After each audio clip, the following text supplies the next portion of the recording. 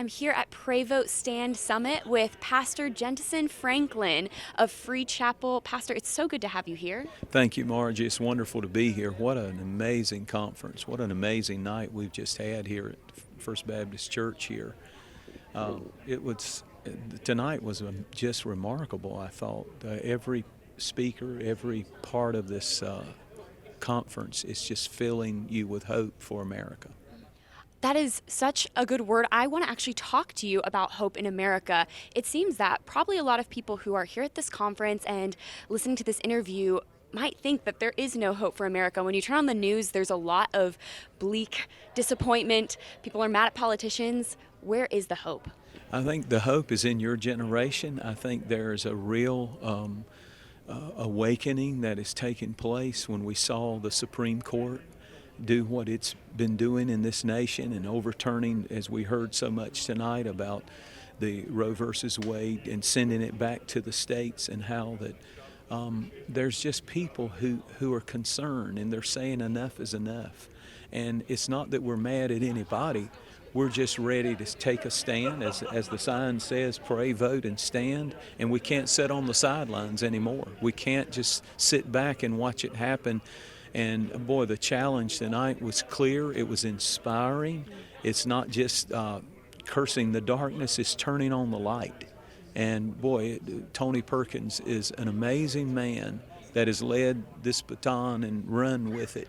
And now it just feels like more than ever what you guys are doing at the Family Research Institute is just needed more than ever. You know, seeing our schools and these as we heard tonight, school boards are being taken back in city after city after city, and saying, you're not going to fill my children's mind with this garbage. We know what the truth is, and we know what freedom is.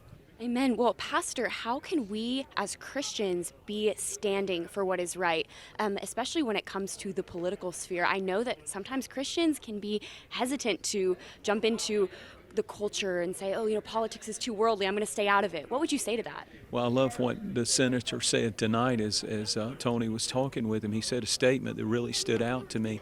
He said, politics matter because politics are about people. You know, and the policies that determine what our children are taught, that will affect generations to come should Christ tarry. And so I can't as a leader and as a pastor just pretend that this world doesn't exist and doesn't affect me and my family and my congregation. And so we're at a point where it's speak up or forever hold your peace. Speak up now, get involved in the fight now, because it's a righteous cause to stand for what's right. And we need to go back to, what does the Bible say? Not what does the right or the left say. What does the Bible say? And when we take that stand, we take the right stand. How would you encourage Christians to pray for our leaders? All of our leaders, I pray for President Biden. I don't like a thing that he stands for. I don't know any other way to say it. I feel like, maybe there's something there that I can agree with. I look for middle ground, but very few of his policies. But I can pray for him as a person. I can pray. And so we're called and commanded in scriptures to pray for those who are over us, that we can live peaceable and, prosperous lives. And so I think, too, that we need to pray, though, for those senators and congressmen who are taking courageous stands, that God would, like in the book of Acts, fill them with even more boldness. And he told Joshua 4 times in the first chapter, if you're going to do what I'm calling you to do in this new season, if you're going to take the land, the promised land, he says 4 times the same thing: be strong and courageous, be strong and courageous, be strong and courageous. So this is a time for the strong and the courageous to stand up. Business people, I love that moms, you look at the state of Virginia and what happened there with a state that had totally gone left, extreme. And you know who won that election? It's a fact. The moms started going to the school boards. The moms, an army of women, of mothers who say, you mess with my little babies and you mess with them.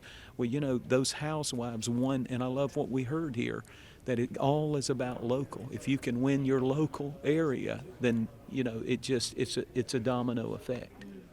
Pastor Franklin, that is a good encouraging word. Thank you so much for being here. Thank you for what you're doing. Absolutely.